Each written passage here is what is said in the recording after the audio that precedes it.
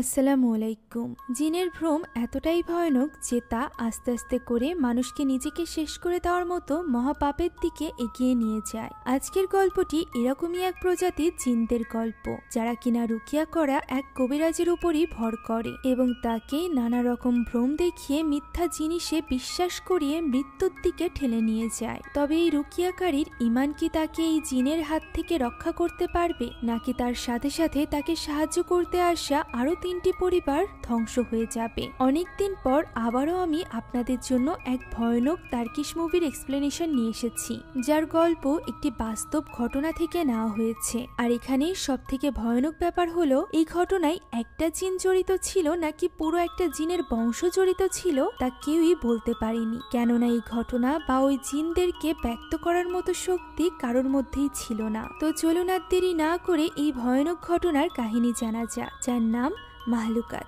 গল্পের শুরুতে আমরা তুর্কির মার্দিনে অবস্থিত মার্সি নামের একটি গ্রাম দেখতে পাই, যে গ্রামটি একেবারে নির্জন ছিল। আর এরপর ওই গ্রামেই আমরা একজন লোককে দেখতে পাই, যার নাম হলো আরাফ। আরাফ দুজন মেয়ের সামনে বসে এক্সোরসিজম করছিল, যারা নিঃসন্দেহে কোনো খারাপ আত্মার বশীভূত হয়েছিল।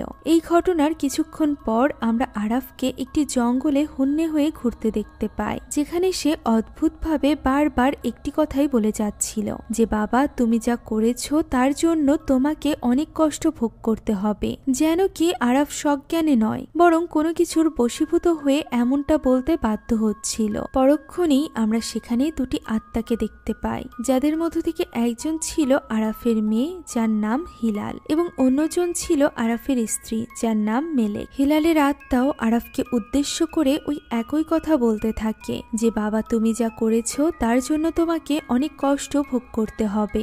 এই সব কিছু দেখে আরাফ জঙ্গল থেকে ছুটে তার বাড়ির দিকে রওনা হয়। ওই সময় আমরা ওই বাড়িতে আরাফের বোনকে দেখতে পাই, যার নাম হলো জেহেরা। এখানে জেহেরা প্রথমে কিছুক্ষণ আগুনের দিকে অদ্ভুত ভাবে তাকিয়ে থাকে এবং হঠাৎই তার শরীর মোচড়াতে আরম্ভ করে। এদিকে আমরা আরাফকে দেখতে পাই, যে কিনা তার রুমে গেলে সেখানে হিলাল এবং মেলেকের রক্তাক্ত মৃতদেহ পড়ে থাকতে দেখতে পাই। সেখানেও আরাফ হিলালের গলায় শুনতে পায় যে কিনা তার বাবাকে সেই একই কষ্ট ভোগ করার কথা বলে চলেছিল, কিন্তু পরক্ষণেই ওই মৃতদেহগুলো উধাও হয়ে যায়। অর্থাৎ এই সব কিছু আরাফের ভ্রম ছিল। তবে এই হৃদয় বিদারক দৃশ্য দেখে আরাফ ভীষণ কষ্ট পায়। তখনই আরাফ সেখানে একটি ছুরি পড়ে থাকতে দেখতে পায়। সে নিজেই নিজেকে ওই ছুরি দিয়ে মেরে ফেলার চেষ্টা করতে থাকে, কিন্তু তখনই আরাফের অন্য হাতটি তাকে এমনটা করা থেকে আটকে নেয়, যেন কি আরাফ নিজের মধ্যে থাকা কোনো এক সত্তার সাথে লড়াই করার চেষ্টা করছিল।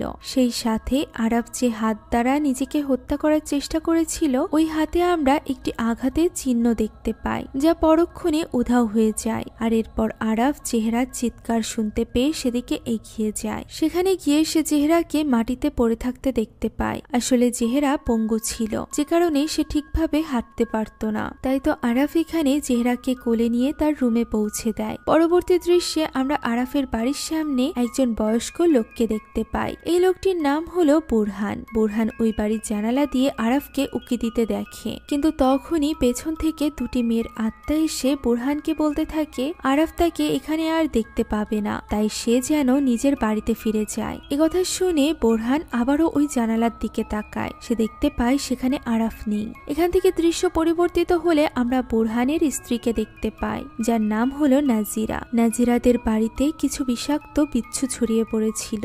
নাজিরা এতে অনেক বিরক্ত ছিল এবং বলছিল যে এইসব পোকামাকড়ের উপদ্রব বুরহানের খারাপ কাজের জন্যই শুরু হয়েছে। সেখানে আমরা বুরহানের নাতনি সেহবাতকে দেখতে পাই। সেহবাত এখানে তার দাদিকে মানা করে তার দাদা অর্থাৎ বুরহানকে এইভাবে দোষারোপ করতে, যা শুনে নাজিরা বলে সেহবাতের বাবাও বুরহানের এইসব খারাপ কাজের কারণেই মারা গিয়েছিল। মূলত এই কারণেই বুরহান সেহবাতকে লালন পালন করছে, কেননা সেহবাতের বাবার মৃত্যুতে বুরহান নিজেকেই দায়ী মনে করে। কিন্তু সেহবাত কথা মানতে চায় না, বরং সে জানায় তার বাবা ক্যান্সারে আক্রান্ত ছিল, আর এই কারণেই তার নিজের মৃত্যু অবধারিত বুঝতে পেরে সেহবাতের বাবা তার দায়িত্ব বুরহানের হাতে তুলে দিয়েছিল। কিন্তু অদ্ভুতভাবে সেহবাত এই কথাটি বারবারই বলছিল, যেন কি সে কোনো এক ঘোরের মধ্যে চলে গিয়েছিল। এই ব্যাপারটা নাজিরা লক্ষ্য করে না। সে আবারও বলতে থাকে সাহেবাতের বাবার মৃত্যুর জন্য শুধুমাত্র বোরহানই দায়ী। বোরহান এমন কি কাজ করত, কি জন্যই বা তার স্ত্রী তাকেই দায়ী করত তাদের বড় ছেলের মৃত্যুর জন্য? শুধুমাত্র বড় ছেলেই নয়, বরং নাজিরা তার অন্য ছেলে সোয়াতের মৃত্যুর জন্য বোরহানকেই দায়ী করত, যার পরিবারকে একটু পরেই আমরা দেখতে পারবো। আপাতত অন্য একটি দৃশ্যে আমরা আরাফ এবং জেহরাকে দেখতে পাই। আরাফ জেহরাকে জিজ্ঞাসা করে তার কি হয়েছে, কেনই বা আরাফ সর্বদা নিজেকে কোনো কারণে দোষী মনে করছে। উত্তরে জেহরা বলে 9 বছর আগে যখন আরাফের স্ত্রী এবং মেয়ে মারা গিয়েছিল, সেদিনের পর থেকেই আরাফও মানসিকভাবে ভারসাম্যহীন হয়ে পড়েছে। আর এই ব্যাপারে আরাফের কিছুই মনে নেই। এমনকি আরাফের স্ত্রী এবং মেয়ে যাদেরকে সে অনেক বেশি ভালোবাসতো, তাদের মৃত্যু কিভাবে হয়েছে সেই কথাও আরাফের মনে নেই। তাই আরাফ এই ব্যাপারে জেহরার কাছে জানতে চায়, কিন্তু জেহরা তাকে কিছুই বলতে চায় না, কারণ তার মতে এই শোক আরাফ সহ্য করতে পারবে না এবং পরিস্থিতি আরো বেশি খারাপ হয়ে যাবে। কিন্তু নিজের স্ত্রী এবং মেয়েকে হারিয়ে আরাফের বেঁচে থাকা ভীষণ কষ্টসাধ্য হয়ে উঠেছিল, যা শুনে জেহরা বলে এ কারণেই আরাফ অনেকবারই নিজেকে শেষ করে দেওয়ার কথা ভেবেছে। কিন্তু নিজেকে শেষ করে দেওয়ার পর আরাফের উপর যে পাপ এবং অভিশাপ লাগবে তার দায় নেওয়ার ভয়ে সে প্রত্যেকবার এমনটা করা থেকে নিজেকে আটকে নেয়। অর্থাৎ এখানে যে নিজেকে শেষ করে দেওয়া মহাপাপ ছিল, এই ব্যাপারটারই ইঙ্গিত দেওয়া হচ্ছিল। এইসব কথা বলার সময় আমরা জেহরাকে অদ্ভুতভাবে হাসতে দেখতে পাই। ফলে আমরা বুঝতে পারি জেহরা এইসব কথা আরাফকে মৃত্যু থেকে আটকানোর জন্য নয়, বরং সে যে নিজেকে নিজে শেষ করে দিতে পারে না, এই ব্যাপারটা নিয়ে সে আরাফকে ভীতু প্রমাণিত করতে চাইছিল। অর্থাৎ পরোক্ষভাবে সে আরাফকে মৃত্যুর দিকে ঠেলে দিচ্ছিল। অন্যদিকে আমরা বোরহানের পরিবারকে দেখতে পাই। নাজিরা যখন ঘুমিয়েছিল তখন কিছু একটা শব্দে তার ঘুম ভেঙে যায়। পাশে ফিরে সে দেখতে পায় সাহেবাত ঘুমিয়ে আছে। হঠাৎই সাহেবাত ঘুমের মধ্যে নাজিরাকে জিজ্ঞাসা করে সেও কি ওই কণ্ঠ শুনতে পেয়েছে। এই প্রশ্ন শোনা মাত্রই নাজিরা নিজের দিকে এক জোড়া জুতা এগিয়ে আসতে দেখতে পায়, যেন কি কোনো এক অদৃশ্য শক্তি ওই জুতো পরে তার দিকে এগিয়ে আসছে। ফলে নাজিরা ভীষণ ভয় পেয়ে যায় এবং সাহেবাতকে ডাকতে আরম্ভ করে, কিন্তু সাহেবাত তার ডাকে কোনো সাড়া দেয় না। পরক্ষণেই ওই অদৃশ্য শক্তিটি নাজিরাকে কম্বলের সাহায্যে চেপে ধরে। ফলে সে জোরে চিৎকার করতে আরম্ভ করলে সাহেবাত সেখানে চলে আসে। তখন সাহেবাত জানায় সে এতক্ষণ যাবৎ এই রুমে ছিলই না, বরং নাজিরার চিৎকার শুনেই সে এখানে দৌড়ে এসেছে। যা শুনে নাজিরা কিছুটা অবাক হয়, কেননা সে স্পষ্ট সাহেবাতকে নিজের কাছে ঘুমানো অবস্থায় দেখেছিল। এদিকে আমরা জেহরাকে দেখতে পাই, যে কিনা বিড়বিড় করে বারবার একই কথা বলে যাচ্ছিল। কথাটি হলো তার আরাফকে সবকিছু বলে দেওয়া উচিত। কিন্তু পরক্ষণেই জেহরা দেওয়ালে থাকা একটি বিষাক্ত বিচ্ছুকে নিজের হাতে ধরে ফেলে এবং সেটিকে খেয়েও ফেলে। অর্থাৎ এই দৃশ্য থেকে আমরা বুঝতে পারি এই জেহরা মোটেও কোনো সুস্থ স্বাভাবিক মানুষ ছিল না। এরপর আমরা আরাফকে দেখতে পাই। আরাফের মধ্যে এক ভয়ানক অপরাধবোধ কাজ করছিল, কারণ সে নিজের স্ত্রী এবং মেয়েকে সেদিন বাঁচাতে পারেনি। ফলে এই অপরাধ বোধের কারণে আরাফ ভীষণ কষ্ট পাচ্ছিল। তখনই আরাফ আবারও হিলালের চিৎকারের শব্দ শুনতে পায়, যে কিনা বলছিল বাবা তুমি আমাদেরকে বাঁচাতে পারোনি এবং তুমি যা করেছো তার জন্য তোমাকে কষ্ট ভোগ করতে হবে। সেই সাথে প্রথমে আরাফ সেখানে কিছু রক্তের ফোঁটা পড়ে থাকতে দেখতে পায়। পরক্ষণেই হঠাৎ হিলালের রক্তাক্ত মৃতদেহ সেখানে দেখতে পায়। হিলাল একটি লকেট দেখিয়ে আরাফকে বলে এটি আরাফই একদিন তাকে দিয়েছিল। তখন আমরা অতীতের একটি দৃশ্য দেখতে পাই, যেখানে আরাফ ছোট হিলালকে এই লকেটটি পরিয়ে দিচ্ছিল। লকেটটি পেয়ে হিলাল ভীষণ খুশি ছিল এবং আরাফকে উদ্দেশ্য করে বলেছিল সে সব সময় এই লকেটটি নিজের কাছে রাখবে। দৃশ্য আবারও বর্তমানে ফিরে এলে হিলালের আত্মা বলে এখন তার এই লকেটটি দেখলে মনে পড়ে যায় কিভাবে তার মৃত্যু হয়েছিল। একথা বলেই হিলালের আত্মা ওই লকেটটি ফেলে রেখে সেখান থেকে আবারও উধাও হয়ে যায়। তখন আরাফ লকেটটি হাতে তুলে নেয় এবং হিলালের মৃত্যুর কথা ভেবে নিজেকে আবারও অপরাধী মনে করতে শুরু করে। পরবর্তী দৃশ্যে বুরহান তার বাড়িতে গিয়ে পৌঁছায়, যেখানে নাজিরা ঘুমের ঘরে বুরহানকে নিজের কাছে ডাকছিল। বুরহান সেখানে এসে পৌঁছালে নাজিরা জিজ্ঞাসা করে তাদের ছেলে সোয়াদ কেন মারা গিয়েছিল। উত্তরে বুরহান বলে সোয়াদ একটি গাড়ি অ্যাক্সিডেন্টের দরুন মারা গিয়েছিল। একথা নাজিরা খুব ভালো করেই জানে, কিন্তু নাজিরা এই কথা মানতে চায় না, বরং সে বলে সোয়াতের মৃত্যুর জন্য বুরহান নিজেই দায়ী। সেদিন সোয়াদ নিজেই নিজেকে শেষ করে দেওয়ার উদ্দেশ্যে ইচ্ছাকৃতভাবে গাড়ি নিয়ে বাঁধের দিকে এগিয়ে গিয়েছিল। অর্থাৎ ওই অ্যাক্সিডেন্টে সোয়াদ নিজেকেই নিজে ইচ্ছা করে শেষ করে দিয়েছিল। এছাড়া নাজিরার মতে সোয়াদ প্রায় তার স্বপ্নে আসে এবং তাকে বলে বুরহানের কারণেই তার মৃত্যু হয়েছে। এইসব বুরহানের পেশার কারণেই হচ্ছে, কারণ বুরহানের পেশায় কালো ছায়া এবং অভিশাপ এখন তার পরিবারের উপর পড়তে শুরু করেছে, যার দরুন তাদের 2 ছেলে মারা গিয়েছে। এখন তাদের অন্য এক নাতনিও আর বেঁচে থাকতে চাইছে না। নাজিরা বলে বুরহানের কারণে এখন তার রক্তে সম্পর্কিত সব আত্মীয়রা বিপদগ্রস্ত হতে শুরু করেছে, যার দরুন এভাবেই একদিন বুরহানের সব আত্মীয়রা মারা যাবে এবং তার বংশ নির্বংশ হয়ে যাবে। সেই সাথে নাজিরা আরও জিজ্ঞাসা করে বুরহানের কি কখনো সোয়াতের কথা মনে পড়ে না, কিন্তু বুরহান তার এই প্রশ্নের কোনো উত্তর না দিয়ে আবারও সেখান থেকে বেরিয়ে পড়ে। সে কিছু একটা অনুভব করতে পারছিল। আমরা সেই সোয়াতের পরিবারকে দেখতে পাই, অর্থাৎ বুরহানের ছোট ছেলের পরিবারকে, যেখানে সোয়াতের স্ত্রী নিজের বাবা এবং তার একমাত্র মেয়ে এজের সাথে আলাদা একটি বাড়িতে বসবাস করত। এজে তার নানার সাথে একটি গেম খেলছিল। তখনই এজের মা তাদেরকে ডিনারের জন্য ডাকতে শুরু করে। তাই এজেও হাত মুখ ধুয়ে ডিনার টেবিলে যাওয়ার জন্য প্রস্তুতি নিতে থাকে, কিন্তু তখনই এজের মা ভয়ঙ্কর কণ্ঠে এজেকে ডিনারের জন্য ডাকতে আরম্ভ করে। সেই সাথে এজের মা এটাও বলে যে আজ তাদের বাবা অর্থাৎ সোয়াতও তাদের সাথে ডিনার করতে এসেছে। এমনকি এজে সত্যি তার বাবার গলাও শুনতে পায়, যা শুনে এজে ভীষণভাবে ভয় পেয়ে যায়, কারণ সে জানতো তার মৃত বাবার কখনোই ফিরে আসা সম্ভব নয়। ফলে এজে ভয়ে ভয়ে সেদিকেই এগিয়ে যায়। আর তখন এজে দেখতে পায় তার মা এবং নানা মিলে সোয়াতের ক্ষতবিক্ষত শরীর থেকে মাংস ছিঁড়ে খাচ্ছে। আর সোয়াত এদিকে যন্ত্রণায় কাতরাতে কাতরাতে এজেকে বলছে যে সে তাকে ভীষণ মিস করে। ফলে এমন নৃশংস দৃশ্য দেখে এজে ভীষণ ভয় পেয়ে যায় এবং স্তব্ধ হয়ে সেখানেই দাঁড়িয়ে থাকে। তখনই রক্তাক্ত অবস্থায় এজের মা তার পেছনে এসে দাঁড়ায়, যা দেখে সে চিৎকার করে ওঠে। কিন্তু পরক্ষণেই আমরা দেখতে পাই যে এসব এজের ভ্রম ছিল। এজের মা এবং নানা তাকে শান্ত করার এবং সজ্ঞানে ফিরিয়ে আনার চেষ্টা করে। এদিকে আমরা আরাফকে দেখতে পাই, যার কোলে হিলালের রক্তাক্ত মৃতদেহটি পড়েছিল এবং পাশে বিছানাতে মেলেকের মৃতদেহ পড়েছিল। আরাফ হিলালের এমন করুণ অবস্থা দেখে ভীষণ কষ্ট পাচ্ছিল। তাই আরাফ বলতে থাকে যে সে নিজের পরিবারকে ছাড়া এভাবে বেঁচে থাকতে পারছে না, তাই মহান আল্লাহ তাআলা যেন তাকেও মেরে ফেলে। অন্যদিকে আমরা বুরহানকে দেখতে পাই। বুরহান সোয়াত এবং তার পরিবারের একটি ছবি দেখছিল, যা দেখে তার সোয়াতের মৃত্যুর কথা মনে পড়ে যায়, যেখানে নাজিরা সোয়াতের মৃত্যুর জন্য বুরহানকেই দায়ী করেছিল। এমনকি এজের মাও এমনটিই ভাবত যে বুরহানের কারণেই সোয়াত মারা গিয়েছে। অর্থাৎ আমরা বুঝতে পারি বুরহান নিজেও কোনো না কোনো ভাবে সোয়াতের মৃত্যুর জন্য নিজেকেই দায়ী মনে করত। আর এই সব কিছুর মূলে ছিল বুরহানের পেশা। কিন্তু বুরহানের পেশাটা আসলে কি ছিল এখনো পর্যন্ত আমাদেরকে পরিষ্কারভাবে জানানো হয়নি। এখন বুরহান একটি বইয়ে কিছু একটা খুঁজতে শুরু করে। তখনই হঠাৎ করে সোয়াতের আত্মা তার সামনে এসে উপস্থিত হয় এবং বুরহানকে হুমকি দিতে শুরু করে যে সে যা করার কথা ভাবছে তা যেন ভুলেও না করে, কারণ তা না হলে সোয়াতের মতো নাজিরা এবং এজেকেও মরতে হবে।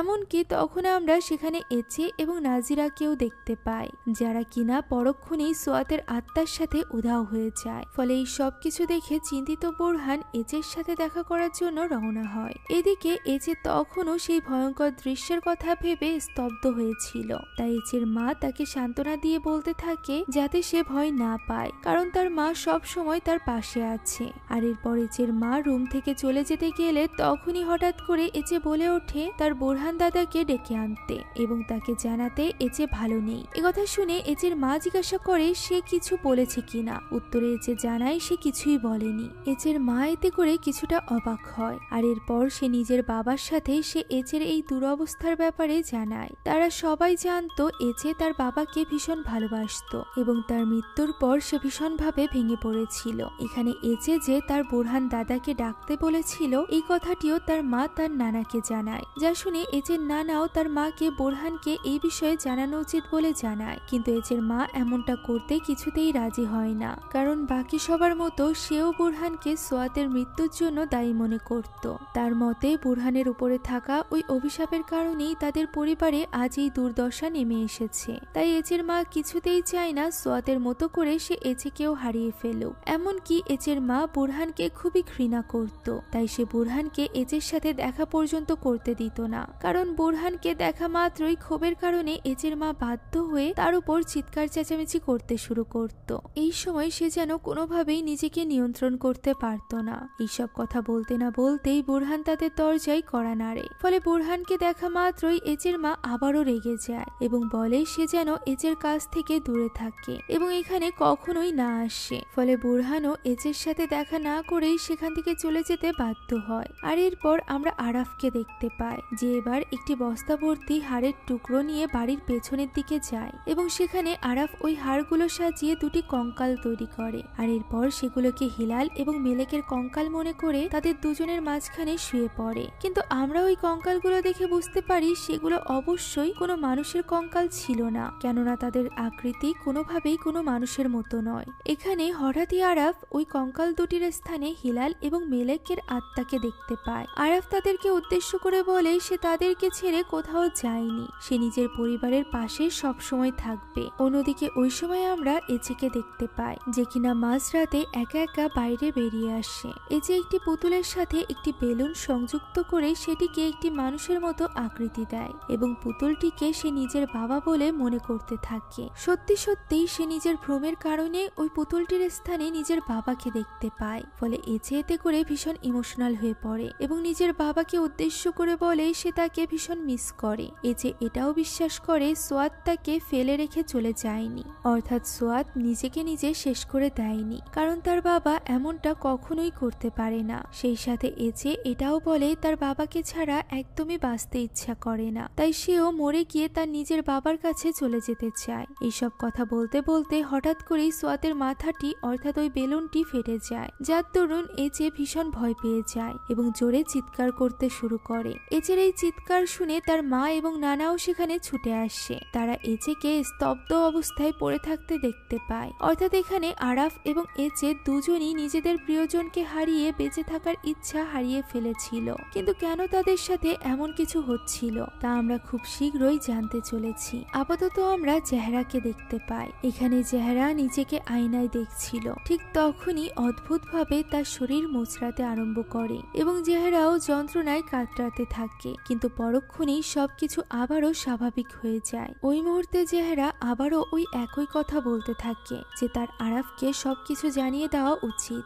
এদিকে আমরা আরাফকে দেখতে পাই যে আবারও হিলাল এবং মেলেকের আত্মাকে দেখতে শুরু করে। এখানে হিলাল এবং মেলেক আরাফকে গলায় দড়ি দিয়ে নিজেকেই নিজে শেষ করে দিতে উদ্যত করছিল, কিন্তু পরক্ষণেই কিছু একটা মনে করে আরাফ এমনটা করা থেকে সরে যায়। তখনই সে আবারও হিলালের ভয়ানক কণ্ঠ শুনতে পায়। সে এতে করে বেশ ভয় পেয়ে যায়। এরই মধ্যে হঠাৎই জেহরাকে বিড়বিড় করে কিছু একটা বলতে শুনতে পেয়ে সে সেদিকে এগিয়ে যায়। তখনও জেহরা আরাফকে সবকিছু জানিয়ে দেওয়ার কথাটি বারবার বলছিল এবং এমনটা করতে করতে এক পর্যায়ে জেহরা সেখানেই জ্ঞান হারায়। ফলে আরাফ তাকে কোলে তুলে নিয়ে রুমে পৌঁছে দেয়। অন্যদিকে ওই সময় এজে এবং তার মা ঘুমিয়েছিল। হঠাৎই এজের মা তার সামনে একটি কালো ছায়া দেখতে পায়, যা দেখে সে ভীষণ ভয় পেয়ে যায়। ঠিক তখনই এজের আবারও অ্যাটাক আসতে শুরু করে এবং সে ভয়ে কাঁপতে থাকে। কিন্তু এজের মা চাইলেও কিছু করতে পারছিল না, কারণ তার পুরো শরীর অবশ হয়ে গিয়েছিল। কিছুক্ষণ পর ওই কালো ছায়াটি চলে গেলে এজের মা আবারও স্বাভাবিক হয়ে যায় এবং এজেকে শান্ত করার জন্য তার দিকে ছুটে যায়। এদিকে আরাফ জেহরাকে বলতে থাকে সে জানে না এখন তার কি করা উচিত, কারণ আরাফ এখন আর বেঁচে থাকার মতো কোনো উপযুক্ত কারণ খুঁজে পাচ্ছে না। তখন জেহরাও আরাফের সাথে সহমত পোষণ করে এবং বলে সত্যি আরাফের মরে যাওয়া উচিত, যেহেতু তার স্ত্রী এবং মেয়ে কেউই আর বেঁচে নেই। জেহরা আরো বলে মৃত্যুর পর নিজেকে শেষ করে দেওয়ার কারণে যে কঠোর শাস্তি পেতে হবে সেই ভয়ে আরাফ চেষ্টা করেও নিজেকে শেষ করে দিতে পারছে না। তাই জেহরা এবার আরাফের সাথে সাথে তাকেও মেরে ফেলতে বলে। ফলে আমরা বুঝতে পারি জেহরা ইচ্ছাকৃতভাবে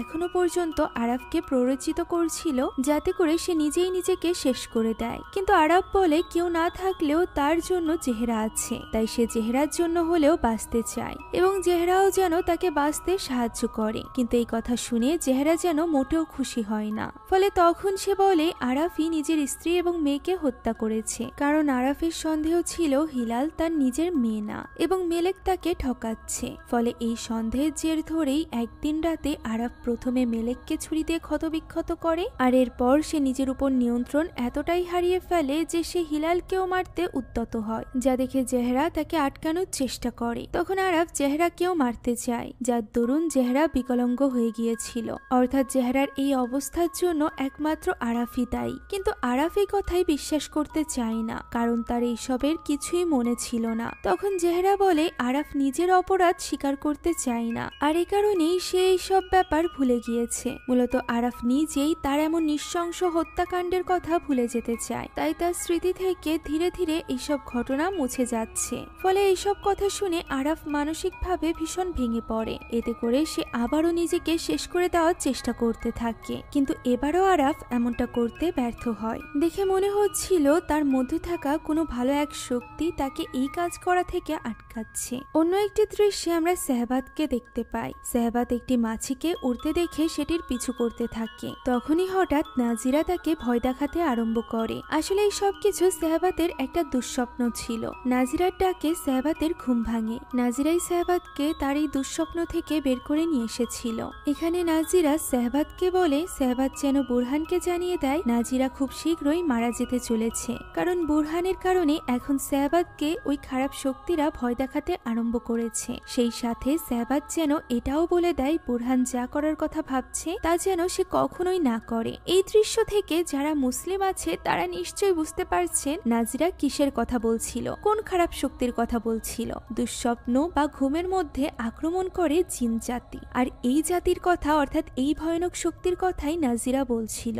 এখন এরপর সেহবাদ নাজিরার জন্য ঔষধ আনতে যায়, কিন্তু পরক্ষণেই সে পেছনে ঘুরে নাজিরার স্থানে একটি মৃতদেহকে কাঠের বাক্সে বন্দি অবস্থায় দেখতে পায়, যেটা কিনা কফিন ছিল, যেটি সেহবাদের চোখের সামনেই হাওয়ায় ভাসতে আরম্ভ করে। ফলে সেহবাদ এই দৃশ্য দেখে ভয় পেয়ে চিৎকার করতে শুরু করে। তখনই বুরহান সেখানে চলে আসে এবং কোনো রকমে সেহবাদকে সামলে নেয়। এরই মধ্যে বুরহানের কাছে আরো একটি ফোন আসে, যে ফোন কলটি এজের মা করেছিল, কারণ এজের শরীরের অবস্থা দিন দিন আরো বেশি খারাপ হয়ে পড়েছিল। কিন্তু বুরহান তার ফোন রিসিভ করে না। পরবর্তী দৃশ্যে আমরা আবারও আরাফকে দেখতে পাই। আরাফ ঘুমন্ত অবস্থায় নিজেই নিজের গলা টিপে ধরে এবং ছটফট করতে আরম্ভ করে। এমনটা করতে করতে আরাফ একটি কাল্পনিক জগতে প্রবেশ করে, যেখানে আমরা আরাফকে একটি গুহার মতো স্থানে ঘোরাঘুরি করতে দেখতে পাই। এক পর্যায়ে দুটো অজ্ঞাত মেয়ের আত্মা এসে আরাফকে ভয় দেখানোর চেষ্টা করে। তখন আরাফ মশালের সাহায্যে তাদেরকে দূরে সরিয়ে দেওয়ার চেষ্টা করে।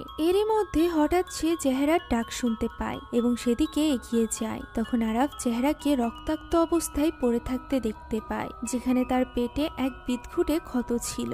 জেহরা তখনও আরাফকে মেলেক এবং হিলালের মৃত্যুর জন্য এবং সেই সাথে জেহরাকে বিকলাঙ্গ করে দেওয়ার জন্য দায়ী করছিল। সেই সাথে সে আরাফকে প্ররোচিত করছিল যাতে করে সে নিজেই নিজেকে শেষ করে দেয়। অর্থাৎ যে শক্তি আরাফের পেছনে পড়ুক না কেন, যে শক্তি তাকেই দুঃস্বপ্ন দেখাক না কেন, যে শক্তি আরাফকে এইভাবে কষ্ট দিক না কেন, তার একটাই উদ্দেশ্য, সেটা হলো আরাফ যাতে নিজেই নিজেকে শেষ করে দেয়। অর্থাৎ আরাফকে দিয়ে সে মহাপাপ করাতে চাইছিল, যার কোনো ক্ষমা হয় না। তবে আরাফ এখানে জেহরার কথা বিশ্বাস করে না। তখন জেহরা তাকে একটি দেওয়ালের ছিদ্রের মধ্য দিয়ে তাকাতে বলে। আরাফ ওই ছিদ্রের মধ্য দিয়ে সেদিনের রাতের ঘটনা দেখতে পায়, যেদিন আরাফ হিলাল এবং মেলেককে শেষ করে দিয়েছিল। আরাফ হিলাল, মেলেক এবং জেহরার সাথে বসে ডিনার করছিল। হঠাৎই আরাফ বলতে শুরু করে হিলাল তার নিজের মেয়ে নয়, মেলেক তাকে ঠকাচ্ছে, তার অন্য কারোর সাথে সম্পর্ক রয়েছে। একথা বলেই আরাফ মেলেকের উপর ঝাঁপিয়ে পড়ে। কয়েক দফা ছুরিকা আঘাতে সে তাকে মেরে ফেলে, আর এরপর সে ঠিক একইভাবে হিলালকেও মারতে উদ্যত হয় এবং তাকেও ছুরি দিয়ে লাগাতার আঘাত করতে আরম্ভ করে। তখন জেহরা হিলালকে বাঁচানোর চেষ্টা করলে আরাফ তাকে ছুরিকাঘাত করে আহত করে দেয়। ফলে এই মর্মান্তিক দৃশ্য দেখে আরাফ চিৎকার করতে থাকে। সে নিজের প্রিয়জনের কষ্ট যেন অনুভব করতে পারছিল, যে কারণে বাস্তব জগতের আরাফও ছটফট করতে আরম্ভ করে। তখনও সে নিজের গলা চেপে ধরে রেখেছিল, আর ওই মুহূর্তে আমরা তার আশেপাশে জেহরাকে ঘোরাঘুরি করতে দেখতে পাই। তবে অবাক করা বিষয় হচ্ছে জেহরা কোনো লাঠিতে ভর করে নয়, বরং সুস্থ স্বাভাবিকভাবে চলাফেরা করছিল। অর্থাৎ হয়তো বা জেহরা বিকলাঙ্গ ছিল না। আর এরপর জেহরা আরাফকে জড়িয়ে ধরে এবং তাকে শান্ত হতে হতে বলে। তখনও জেহরা আরাফকে নিজেকে শেষ করে দেওয়ার জন্য উস্কাতে থাকে। এমনকি ওই কাল্পনিক জগতের জেহরাও একই কাজ করছিল। এক পর্যায়ে সে নিজেই আরাফের গলা চেপে ধরে, সেই সাথে আরাফকে উদ্দেশ্য করে বলে, নিজেকে শেষ করে দাও এবং এই যন্ত্রণা থেকে মুক্তি লাভ করো। ঠিক ওই মুহূর্তে আমরা বুরহানকে আরাফের বাড়ির সামনে দেখতে পাই। তার এই উপস্থিতির ব্যাপারে জেহরাও টের পেয়ে গিয়েছিল, তাই সে আপাতত আরাফকে ছেড়ে দিয়ে বুরহানের দিকে এগিয়ে যায়। বুরহানকে আটকাতে জেহরা নিজের শক্তি দ্বারা সেখানেই আগুন ধরিয়ে দেয়। আর এই দৃশ্য দ্বারাই এটা নিশ্চিত হওয়া যায় যে জেহরা সত্যিই কোনো খারাপ জিন দ্বারা বশীভূত ছিল, আর ওই জিন তাকে দিয়ে এই সব কিছু করাচ্ছিল। কিন্তু ওই আগুন বুরহানকে আটকাতে পারে না, বরং বুরহান খুব সহজেই ওই আগুন পেরিয়ে বাড়ির ভেতরে প্রবেশ করতে সক্ষম হয় এবং আরাফের কাছে পৌঁছে যায়। বুরহান আরাফকে শান্ত করতেও সক্ষম হয় এবং তাকে ওই কাল্পনিক জগৎ থেকে বের করে আনে। কিন্তু তখনও পর্যন্ত আরাফ একটি খারাপ জিনের বশীভূত ছিল, যে কারণে সে নিজের ওই ভ্রমকে বিশ্বাস করছিল এবং নিজেকে একজন অপরাধী সেই সাথে খুনি বলে দায়ী করছিল। তখন বুরহান জানায় ওই খারাপ শক্তিরা অর্থাৎ জিনরা তাকে যা কিছু দেখিয়েছে, তাকে যা কিছু বলেছে তা যেন আরাফ বিশ্বাস না করে। আর এখানেই বুরহানের মাধ্যমে আমাদের সামনে খুলে এই গল্পের আসল রহস্য।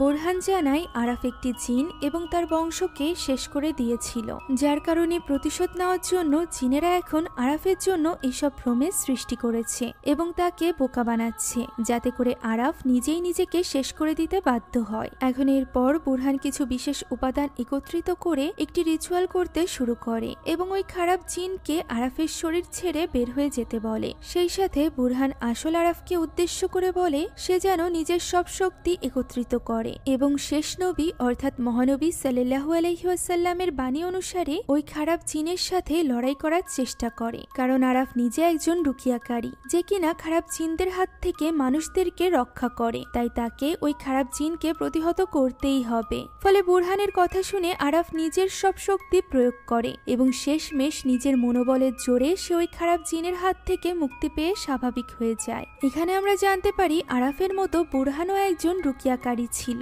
যাদের কাজই হলো বিভিন্ন খারাপ এবং ভয়ঙ্কর জিনদের বশ থেকে মানুষদেরকে উদ্ধার করা। আর হয়তো বা এই কাজ করতে গিয়েই বুরহান তার 2 সন্তানকে হারিয়েছিল এবং সেই সাথে সাধারণ মানুষের উপকার করতে গিয়ে আরাফ কোনো জিনের ক্ষতি করে ফেলেছিল, যার দরুন তাকে এই অসহনীয় কষ্ট ভোগ করতে হয়েছে। এখন আরাফ কিছুটা স্বাভাবিক হওয়ার পর বুরহান আবারও তাকে নিজের মনোবল শক্ত করতে বলে, কারণ এখন বুরহান যা বলতে চলেছে তা হয়তো বা ওই খারাপ জিনকে আরো বেশি ক্ষুব্ধ করে তুলবে এবং সেটি আরাফকে আরো বেশি কষ্ট দেওয়ার চেষ্টা করবে। কিন্তু তাও যেন আরাফ হার না মানে এবং নিজের সর্বোচ্চ শক্তি প্রয়োগ করে ওই জিনকে প্রতিহত করার চেষ্টা করে। বুরহান জানায় আরাফের আসলে কোনো পরিবারই নেই। 9 বছর আগে তো দূরের কথা, আরাফের জীবনে কখনো তার স্ত্রী বা মেয়ে বলে কেউই ছিলই না। একথা শুনে আরাফ স্তব্ধ হয়ে যায়। তখন বুরহান বলে প্রতিশোধ নেওয়ার জন্য ওই জিন আরাফকে এই ভ্রমে বিশ্বাস করতে বাধ্য করেছে। ওই জিন নিজের ভ্রমের মাধ্যমে একটি কাল্পনিক জগৎ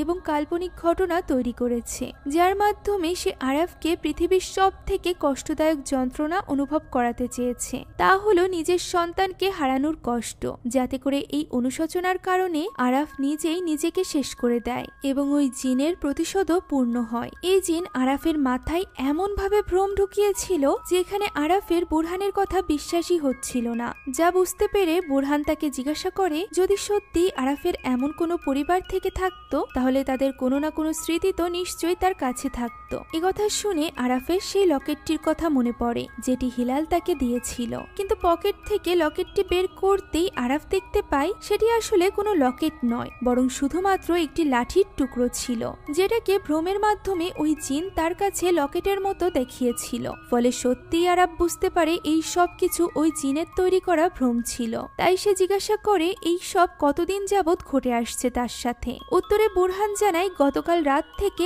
আরাফ এই ভ্রম দেখতে শুরু করেছে, অর্থাৎ যে কষ্ট আরাফ ভোগ করছিল তা কয়েক বছরের মনে হলেও আসলে তা মাত্র কয়েক ঘন্টার ছিল। আর এ থেকেই আমরা বুঝতে পারি এই জিন আসলে কতটা শক্তিশালী। জিন আরাফের মস্তিষ্ককে এমন ভাবে নিয়ন্ত্রণ করে ফেলেছিল যে তার মনে হচ্ছিল যেন কি এই পরিবার হারানোর কষ্ট সে 9 বছর যাবৎ সহ্য করে আসছে।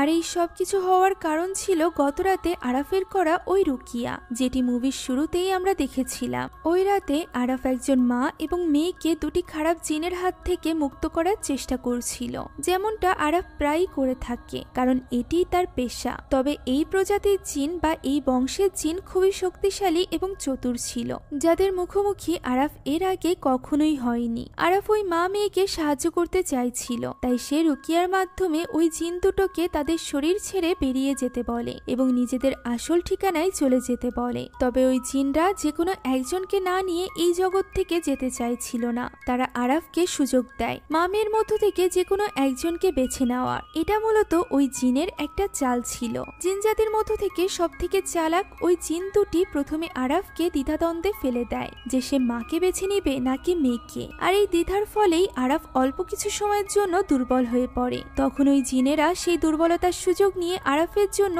ওই ভ্রমের সৃষ্টি করে। আরাফ জিনের বশীভূত হয়ে ওই মা এবং মেয়েকে নিজেরই পরিবার মনে করতে শুরু করে। সেই সাথে জিনটি ওই মেয়েকে বশীভূত করার মাধ্যমে আরাফকে বলতে থাকে, বাবা তুমি যা করেছো তার জন্য তোমাকে অনেক কষ্ট ভোগ করতে হবে। ফলে আরাফ ওই মা এবং মেয়েকে জিনের হাত থেকে রক্ষা করতে তো সফল হয়, কিন্তু এরপর ওই জিনেরা আরাফকেই নিজেদের বশীভূত করে ফেলে। সেই সাথে বুরহান এখানে আরো জানায়, গত রাত থেকে যে জেহরাকে আরাফ নিজের বোন বলে মনে করে আসছে সে আসলে তার কিছুই হয় না, বরং আরাফের আসল বোন প্রায় 1 বছর আগে মারা গিয়েছে। আর ওই জেহরা হলো একজন বিকলাঙ্গ ভিখারি, যাকে ওই জিনেরা নিজেদের উদ্দেশ্য পূরণ করার জন্য ব্যবহার করেছে। কিন্তু এত কিছু হয়ে যাওয়ার সত্ত্বেও বুরহান চাইলেও আরাফের কাছে পৌঁছাতে পারছিল না, কারণ ওই জিনেরা বুরহানের পরিবারকে ক্ষতিগ্রস্ত করার ভয় দেখিয়ে তাকে আটকানোর চেষ্টা করছিল।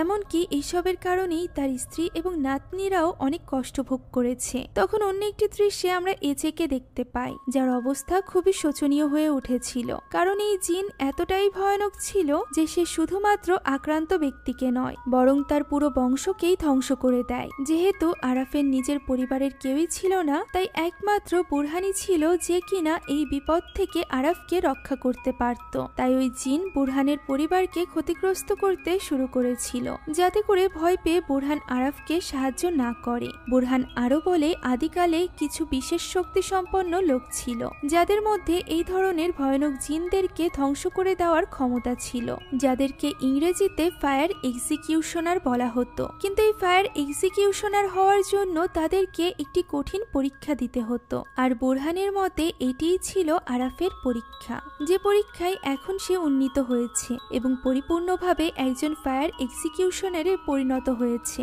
কারণ ফায়ার এক্সিকিউশনার হওয়ার অর্থ হলো নিজের সকল অনুভূতি এবং দুর্বলতাকে নিয়ন্ত্রণ করে ওই খারাপ জিনদের বিরুদ্ধে লড়াই করা। তাই এবার বুরহান আরাফকেও ওই জিনের অস্তিত্ব শেষ করে দেওয়ার উদ্দেশ্যে যেতে বলে এবং জিনের কোনো প্ররোচনায় বশীভূত না হয়ে নিজের মনোবল শক্ত রাখতে বলে। এখন বুরহানের কথা মতো আরাফও ওই জিনের মোকাবেলা করতে বেরিয়ে পড়ে। তাই সে প্রথমে জিনের বশে থাকা জেহরাকে নিয়ে একটি স্থানে গিয়ে পৌঁছায়। সেখানে আরাফ ওই জিনকে জেহরার শরীর ছেড়ে বেরিয়ে যেতে বলে, কিন্তু জিনটি এমন তো করেই না, বরং সে কোনো মানুষের আদেশ পালন করবে না বলেও জানিয়ে দেয়। সেই সাথে জিনটি আরাফকে বিভিন্নভাবে ভয়ভীতি দেখানোর চেষ্টা করে, কিন্তু আরাফ ভয় না পেয়ে বরং জিজ্ঞাসা করে ওই জিনের নাম কি এবং সে কোথা থেকে এসেছে। কিন্তু জিন তা কিছুতেই স্বীকার করতে চায় না, কারণ এটিই হলো জিনের সব থেকে বড় দুর্বলতা। তাই জিনটি এখানে বিভিন্ন দেশের নাম বলতে থাকলেও নিজের আসল ঠিকানা বলতে চায় না। এরই মধ্যে এই বংশের আরো দুটো জিন ওই মা মেয়েকেও পজেস করে ফেলে, যাদেরকে গত রাতে তারা পজেস করেছিল,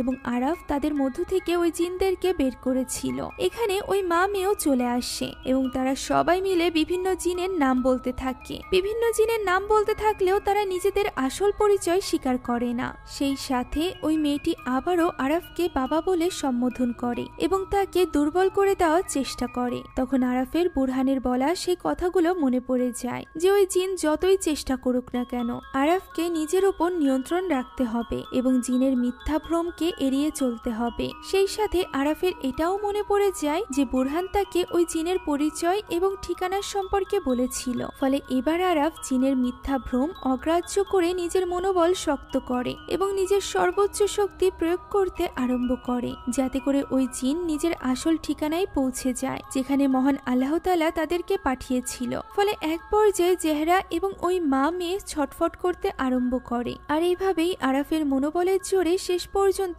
ওই জিনরা তাদের তিনজনের শরীর ছেড়ে বেরিয়ে পড়ে। ফলে জেহরা এবং ওই মা মা মেয়ে জিনের হাত থেকে মুক্তি পায় এবং আরাফও তার ফায়ার এক্সিকিউশনের দায়িত্ব যথাযথভাবে পালন করতে সক্ষম হয়। এরপর আমরা বুরহানের কিছু কথা শুনতে পাই, যেখানে সে বলে, যখনই কোনো খারাপ শক্তি আমাদের ক্ষতি করার চেষ্টা করবে তখনই ভেঙে না পড়ে হাদিস অনুসরণ করে আমাদের ওই খারাপ শক্তির বিরুদ্ধে লড়াই করা উচিত, কারণ মহান আল্লাহ তাআলা বিভিন্ন কষ্টের মধ্য দিয়েও আমাদের পরীক্ষা নিয়ে থাকে। তাই মহান আল্লাহ তাআলার সৃষ্টি জীব হিসাবে আমাদের দায়িত্ব হলো কখনো আশাহত না হওয়া এবং তার প্রতি বিশ্বাস রাখা এবং মহানবী সাল্লাল্লাহু আলাইহি ওয়াসাল্লামের বলা পথ অনুসরণ করে সকল বিপত্তি দূর করার চেষ্টা করা। আর এই পরীক্ষার মাধ্যমে আরাফও একজন প্রকৃত এক্সিকিউশনার হয়ে উঠেছে। তাই আরাফকে এখন তার দায়িত্ব পরিপূর্ণভাবে পালন করতে হবে। আরাফও এই উদ্দেশ্যেই বেরিয়ে পড়ে, কারণ সব থেকে উত্তম পরিকল্পনাকারী হলো সৃষ্টিকর্তা মহান আল্লাহ তাআলা। এই দৃশ্যের মধ্য দিয়ে মুভিটি এখানেই শেষ হয়ে যায়। আশা করছি তার্কিশ এই ইসলামিক মুভিটি আপনাদের কাছে ভালো লেগেছে। যদি ভালো লেগে থাকে তাহলে একটি লাইক এবং একটি কমেন্ট করতে ভুলবেন না। সেই সাথে এটাও জানাবেন দীর্ঘ 3 বছর পর সিজন 2 এর নায়ক অরহানকে আরাফের রূপে দেখতে কেমন লাগছে। Thank you so much for watching this video. আল্লাহ হাফেজ।